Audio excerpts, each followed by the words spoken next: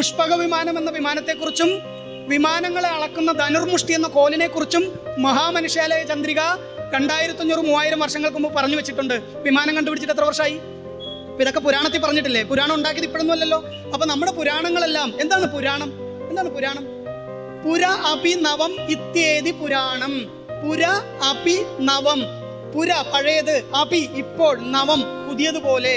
5000 വർഷങ്ങൾക്ക് മുമ്പ് എഴുതിയത് അന്നും പുതിയതുപോലെയാണ്, അതിനെ ഇന്നെടുത്തു വെച്ചാലും പുതിയതുപോലെയാണ്.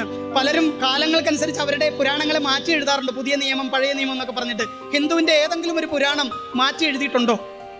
അന്നുള്ള അതേ അവസ്ഥയിൽ ഇന്ന് നിലനിൽക്കുന്നു. പുര അപി നവം ഇത്യേദി പുരാണം. പുര പഴയത്, അപി എഴുതുന്നോണ്ടാ പറയുന്നത്. പുര അപി നവം പഴയത്, ഇന്നത്തെ പോലെ പുതുമയോടെ നിൽക്കുന്ന അവസ്ഥയാണ് പുരാണം. അപ്പൊ നമ്മുടെ പുരാണങ്ങളെല്ലാം ഏതൊരു കാലഘട്ടത്തെയും കിടപിടിച്ച് നിൽക്കുന്നതാവും.